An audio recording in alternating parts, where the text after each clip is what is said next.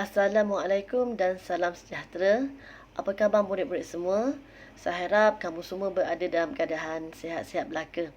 Baiklah, kita mulakan pelajaran sains kita pada hari ini. Topik yang pertama adalah kemahiran saintifik.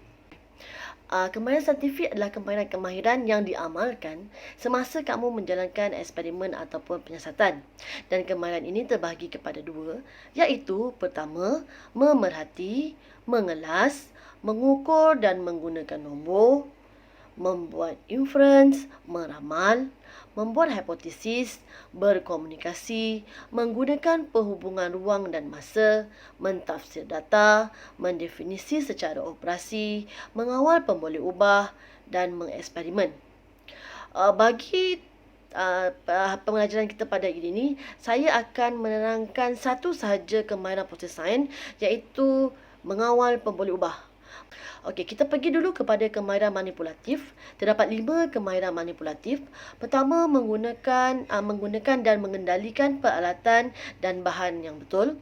Kedua, melakar spesimen, peralatan dan bahan sains dengan tepat.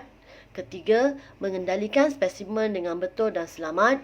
Keempat, menyimpan peralatan dan bahan sains dengan betul dan selamat. Dan terakhir sekali, membersihkan peralatan sains dengan cara yang betul. KPS yang kita akan belajar adalah mengawal pemboleh ubah. Apa itu pemboleh ubah? Pemboleh ubah ialah perkara-perkara atau faktor-faktor yang boleh mempengaruhi sesuatu eksperimen sains. Terdapat 3 pemboleh ubah, iaitu yang pertama pemboleh ubah dimanipulasi, iaitu PM. Kedua, pemboleh ubah bergerak balas, iaitu PB. Dan yang ketiga adalah pemboleh ubah dimalakan, iaitu mala. Saya rasa kamu pernah mendengar ketiga-tiga pemboleh ubah ini. Pada kali ini kita akan mempelajari cara menulis pemboleh ubah dulu. Untuk cara menulis pemboleh ubah, kita perlukan 2 perkara. Yang pertama iaitu parameter dan yang kedua benda ataupun objek. Sebab itu, bila menulis pemboleh ubah, kita kena ingat formula ini. Parameter, kemudian benda dan objek. Parameter itu adalah ukuran atau ciri bagi benda tersebut. Bagi tahun, bulan, hari dan minggu tidak perlu diikuti dengan benda. Tahun, bulan, hari dan minggu merupakan parameter. Contoh parameter adalah isi padu, panjang, suhu, masa, jenis, bilangan, saiz dan lain-lain. Ia merupakan ukuran bagi benda di dalam eksperimen tersebut. Bendanya adalah bika, maka parameter adalah isi padu bika. Setiap benda perlu diikuti, sebelum menulis benda, perlu ada parameternya terlebih dahulu. Parameter benda. Maka itu adalah cara menulis pemboleh ubah. Sebagai contoh, isi padu bika, panjang landasan, suhu air di dalam bekas, masa kereta bergerak, jenis mentol, bilangan tuala, saiz magnet.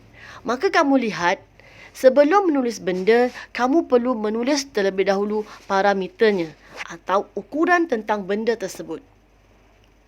Saya harap jelas cara-cara untuk menulis pemboleh ubah.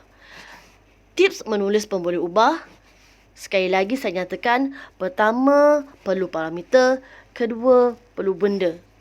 Ruangan yang pertama adalah untuk parameter, ruangan yang kedua adalah benda atau objek di dalam penyiasatan atau eksperimen yang kamu jalankan.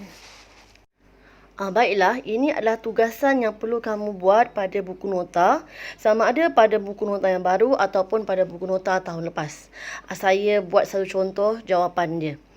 Tuliskan pemboleh ubah berikut dengan lengkap mengikut gambar atau maklumat yang diberikan. Kita lihat pada soalan A. Ada 3 ekor ikan. Maka di situ ada ruangan parameter dan objek. Kita isi dulu ruangan objek. Gambar pada soalan A adalah ikan. Jadi kamu tulis ikan. Dan kamu lihat pada gambarnya, apakah parameter yang menerangkan tentang ikan pada gambar ini?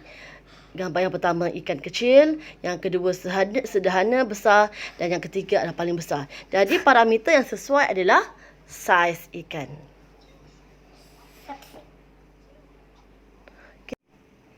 Okey, baiklah. Kita lihat contoh yang kedua. Cari dulu objeknya. Kita ada bola sepak, kita ada bola rugby, kita ada cube dan kita ada kerincing. Bola sepak, bola rugby, cube dan kerincing. Jadi apa yang perlu kita buat sebagai objek adalah kita buat alat. Itu ada peralatan. Jadi kita buat saja alat. Kemudian apakah parameternya? Macam-macam jenis alat yang ada, jadi parameternya adalah jenis alat. So, boleh ubahnya adalah jenis alat. Okey, kita lihat gambar seterusnya. Pada soalan seterusnya, kita ada dua objek. Objek yang pertama, objek yang kedua. Dia adalah buah yang sama. Buah apa? Buah nenas. Jadi pada ruangan objek ini kamu tulis nenas. Jadi parameternya apa? Gambar yang pertama mempunyai berat 330 gram. Gambar yang kedua 300 gram. Jadi parameter ni apa? Gram merujuk kepada berat. Jadi jawapan untuk gambar ini adalah berat nenas. Okey, saya harap kamu dapat memahami sedikit sebanyak cara-cara penulisan pemboleh ubah. Jadi tugasan kamu pada minggu ini adalah menjawab soalan yang saya berikan ini daripada soalan A. Yang A saya dah bagi jawapan, iaitu saiz ikan, sehingga jawapan yang terakhir P. Saya harap kamu dapat menyiapkannya di dalam buku nota dan jawapannya saya akan bincangkan pada perjumpaan yang akan datang. Sekian, terima kasih.